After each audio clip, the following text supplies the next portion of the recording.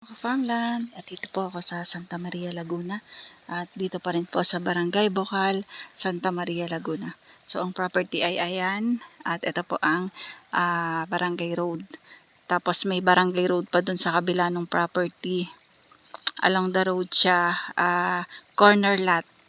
Kasi ito kalsada and then doon sa may pwesto ng motor, kalsada pa rin papunta doon. So na ko-corneran siya ng kalsada. Yan, ito po ay lots of dalandan or dalanghita. Yan po ay estimated po ang dami niyan ay more or less 500 puno. And madami pong saging, niyog, at mga bagong tanim po ang red lady na papaya. And meron din po yan na mga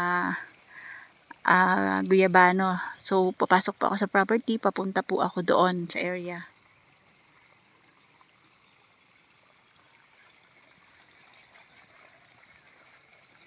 Ito po yung pinaka frontage at ito po ay 1.2 hectares.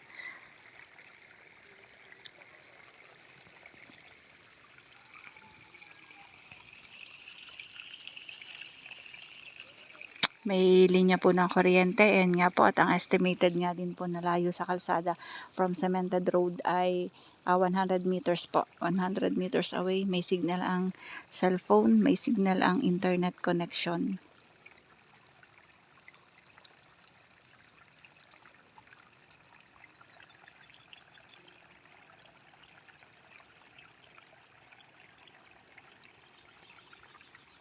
Makulimlim siya kaya hindi makita yung kagandahan ng property. Makulimlim po yung panahon so medyo madilim po ang video.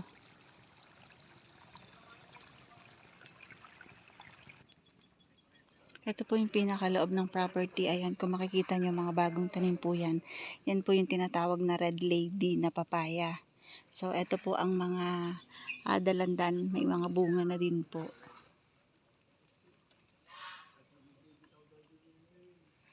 And then ayun po yung isa pa na kalsada.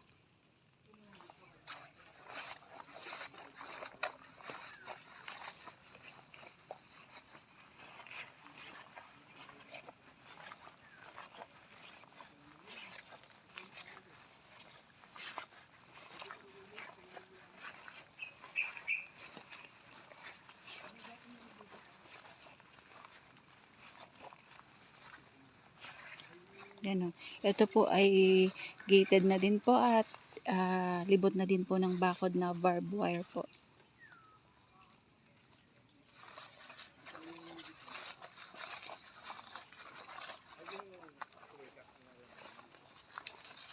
Yan, meron siyang bahay yung nag-aalaga dito.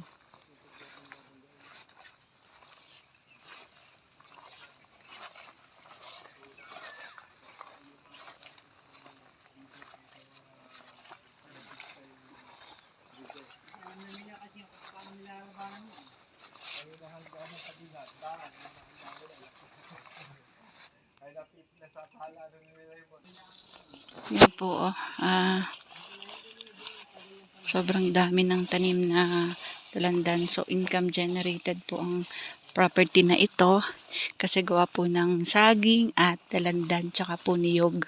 So madami din pong guyabano.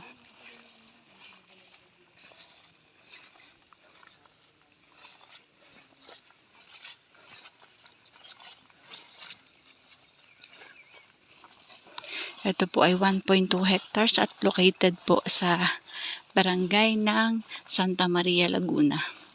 Ang Santa Maria, Laguna po ay isa po sa malaking nagpo-produce din po ng mga dalandan.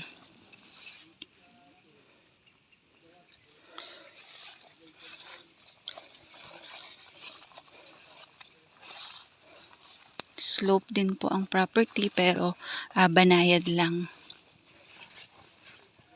So ito po madami po siyang guyabano. Meron din pong avocado. Yan, madami pong puno ng avocado. So hanggang dun pa po yung pinaka-property. Meron din pong mangga.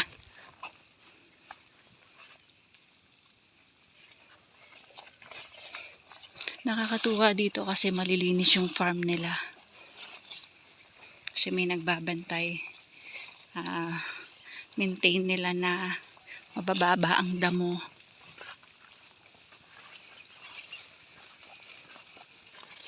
Hundreds of ano din po ito, of red lady na papaya.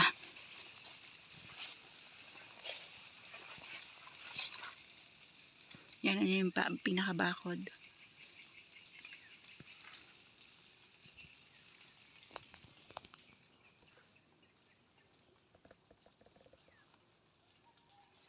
Meron din pong linya ng kuryente nga, kagaya nga nung unang sabi ko.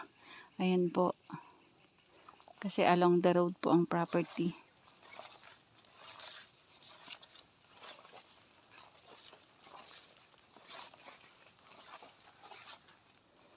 Ito po ay 400 pesos per square meter, pero negotiable pa po. Tawad na lang po kayo kay seller. Ayan po ang mangga.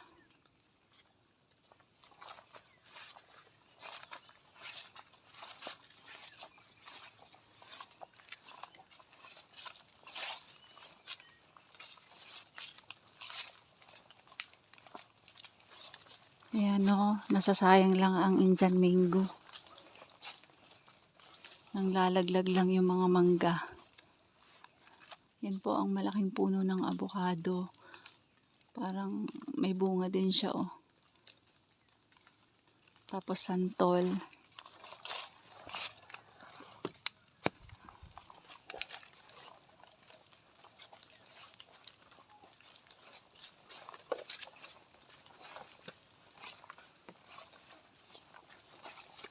Ito po may area din po na slope. So magandang gawan ng kubo kasi overlooking ang kabundukan.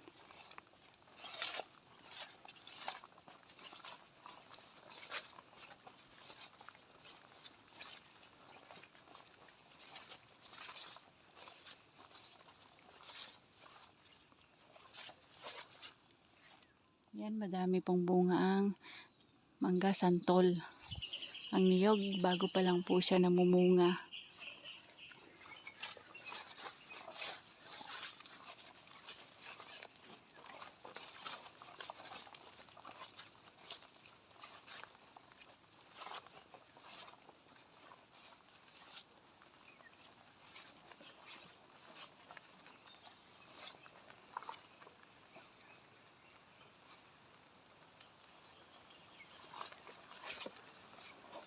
Ayan mga ka-farmland, naulan na naman. Piling-piling araw ang aming pagtitripping dito sa Santa Maria, Laguna.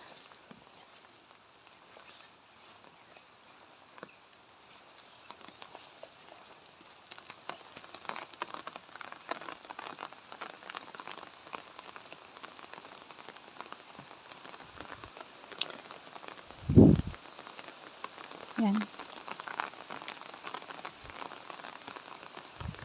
Halos pinakamadami pong tanim ang dalandan. So, yung pong iba may bunga na, yung iba po mga bulaklak pa lang, bago pa lang ang nagbubulaklakan. Ang madami pong bunga din ay ang saging na saba. Ang mga niyog po may mga bunga na pero maliliit pa lang. So, isa din po ito sa income generated po.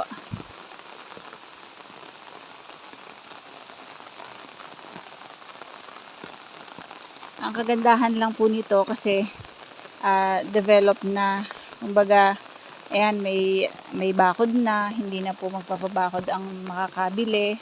Tapos, meron na ding bahay, yung katiwala, meron ng mga tanim. So, dun lang po sa mga tanim, almost 500 po na puno ng dalandan. So, malaki na po ang income niyan. And then, ito pa sa mga papaya na mga bagong tanim. More or less po siguro 600 puno or higit pa. Kasi napuno niya tong yung 1.2 hectares ng mga papaya. At ayan lang yung pinaka-gap niya, 1 meter lang yung pinaka-gap niya o 1.5 meters. At ang Santa Maria po ay isa din sa malamig na lugar.